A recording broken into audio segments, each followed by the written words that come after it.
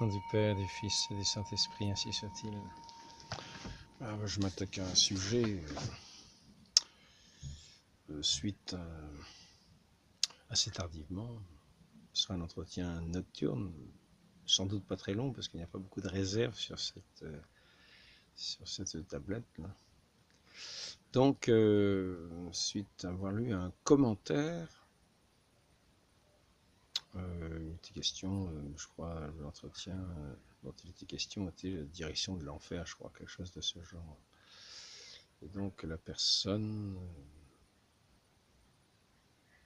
me posait la question de savoir comment est-ce qu'on pouvait croire en Dieu, comment est-ce que je croyais en Dieu, qu'est-ce qui me faisait croire en Dieu. Et j'aimerais parler de ce sujet en rappelant que la foi est une vertu théologale. La foi est une vertu théologale, elle est un don de Dieu.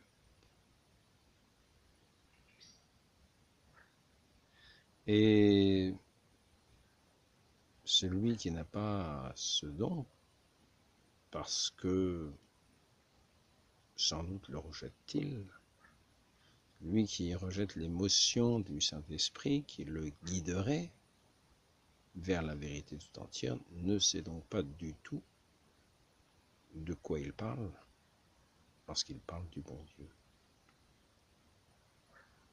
Ne sait pas du tout de quoi il parle lorsqu'il parle de la foi de l'Église. La personne qui n'a pas cette foi, cette vertu théologale, aurait beau lire tout le catéchisme, il n'aurait même pas le sens de ce qu'est la foi de l'Église. Il se perdrait dans tous les textes et ne pourrait tenir à aucun point de ce catéchisme. Par conséquent,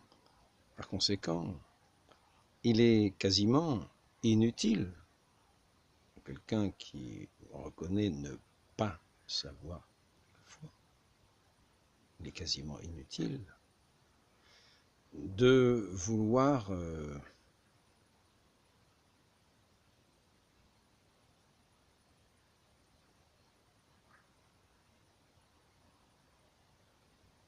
débattre d'une certaine manière avec lui, car il y aurait une incompréhension totale de deux personnes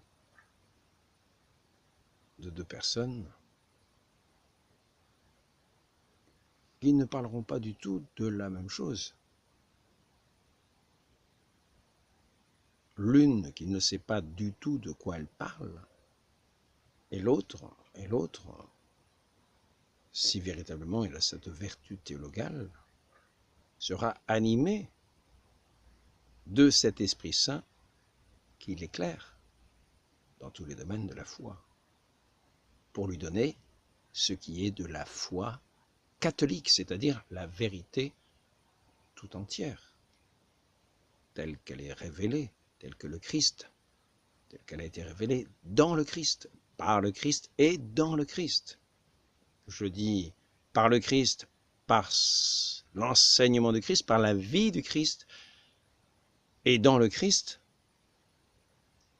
Les papillons tournent en rond parce qu'ils voient de la lumière. Et je dis dans le Christ parce que nous voyons au baptême que c'est une révélation de qui est le Christ, le Fils unique de Dieu.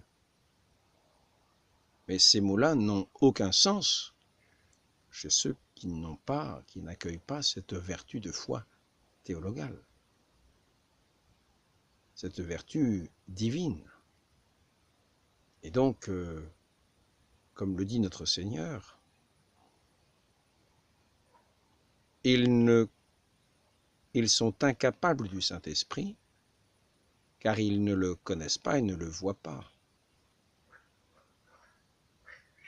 Ils sont incapables du Saint-Esprit.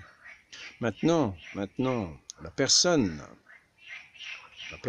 qui... je suis en dialogue, moi, avec les grenouilles du voisinage, de la mare qui est à côté.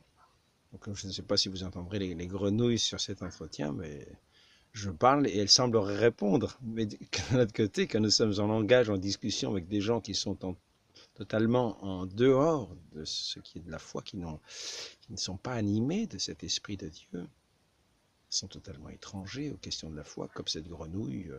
Cette grenouille, d'ailleurs, peut très bien louer le bon Dieu, mieux que ceux qui sont des aveugles dans le domaine de la foi, qui vont dans leur démarche quotidienne, dans leur pensée, insulter Dieu quotidiennement. Alors maintenant, ne disons pas que la parole de celui qui exprime la foi est inutile. Disons que la foi naît de la prédication. Encore faut-il que les oreilles de celui qui entend soient ouvertes. Et cela se fait par ce don du Saint-Esprit. C'est-à-dire que cette foi théologale naîtra par cette vertu du Saint-Esprit qui accueillera la parole, qui la reconnaîtra, et qui permettra de conduire la personne dans la vérité tout entière. Ainsi, ce n'est pas moi qui vais apprendre qui est le bon Dieu à cette personne qui pose la question « Comment, qu'est-ce qui vous fait croire en Dieu ?» Parce qu'il ne sait même pas de quoi il parle. Celui qui pose la question « Qu'est-ce qui vous fait croire en Dieu ?» ne sait même pas de quoi il parle. Et si moi je lui parle du bon Dieu, s'il n'a pas cet Esprit Saint qui lui frappe au fond du cœur pour lui faire accueillir les paroles divines et comprendre de quoi il s'agit, autant parler le chinois, autant parler l'hébreu à quelqu'un qui n'entend rien. Autant parler le français à quelqu'un qui ne comprend rien du tout non plus aux choses spirituelles. Ça restera du bruit, des mots, mais ça ne donnera pas la connaissance de Dieu. Et donc, la question semble tout à fait inutile. Qu'est-ce qui vous fait croire en Dieu alors que la personne ne sait pas du tout de quoi il parle?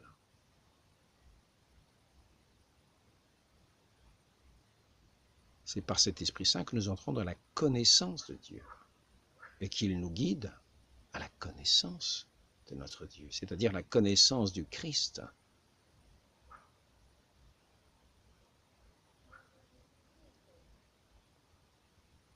Si vous me connaissiez, nous dit notre Seigneur, vous connaîtriez aussi mon Père qui m'a envoyé. Lui qui rejette le Fils, rejette aussi le Père qui l'envoie. Et accueillir le Fils se fait par le Saint-Esprit. Nul ne peut dire que Jésus-Christ est Seigneur si ce n'est du Saint-Esprit. Par conséquent, nous voyons les limites de tous ces débats. Demandons, prions si la personne est honnête, qu'elle demande de prier pour qu'elle puisse être éclairée du Saint-Esprit, afin qu'elle puisse entrer dans cette connaissance de Dieu avant de demander « Qu'est-ce qui vous fait croire en Dieu ?» Il faut déjà savoir de quoi l'on parle. La vie éternelle consiste à connaître Dieu et celui qui l'a envoyé, son Fils, Jésus-Christ. Donc, c'était juste une petite réponse de ce genre. Je ne sais pas si cela va donner un certain éclairage. Je trouve que l'éclairage nocturne, je trouve, n'est pas si mal que ça. À l'arrière, vous reconnaissez peut-être, disons, vous reconnaissez, si vous connaissez, cette image de Sainte Colette. Alors ici, je suis dans l'ermitage Sainte Colette. J'ai appelé cet ermitage Sainte Colette, c'est en mémoire de ma mère qui s'appelait Colette.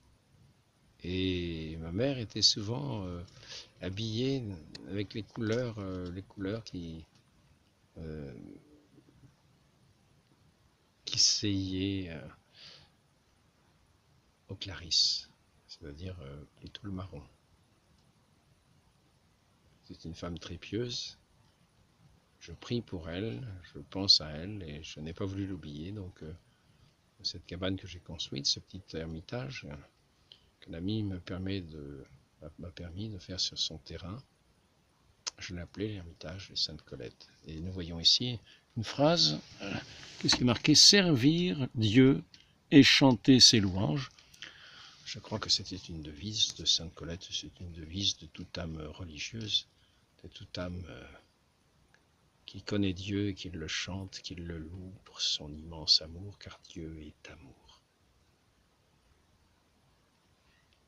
Qu'est-ce qui vous fait croire en Dieu? L'amour. L'amour, c'est-à-dire cet Esprit Saint d'amour, cet Esprit de Dieu qui vient habiter nos cœurs et qui vient rendre grâce au Père éternel. Et ainsi, tout ce monde qui passe, tout ce monde n'est que signe de ce Dieu d'amour. Et encore faut-il lire les signes comme quelqu'un qui sait lire dans un livre cette écriture qui ne sont que des signes et qui pourtant veulent dire un message. Donc lorsque nous voyons la création, nous voyons les signes de Dieu, les signes de son amour immense qui vient habiter nos cœurs. Donc apprenons à connaître Dieu, demandons la grâce de le connaître, demandons la grâce du Saint-Esprit. Et peut-être ceux qui se posent la question, qu'est-ce qui vous fait croire en Dieu? Auront-ils la réponse de Dieu lui-même? C'est ce que je vous souhaite. Demandez cette grâce peut-être à Sainte Colette. Demandez cette grâce à la très sainte Vierge Marie, la mère de notre Seigneur Jésus-Christ, mort et ressuscité, pour que nous puissions entrer dans sa vie de gloire, sa vie éternelle. Ainsi soit-il. Au nom du Père et du Fils et du Saint-Esprit, ainsi soit-il.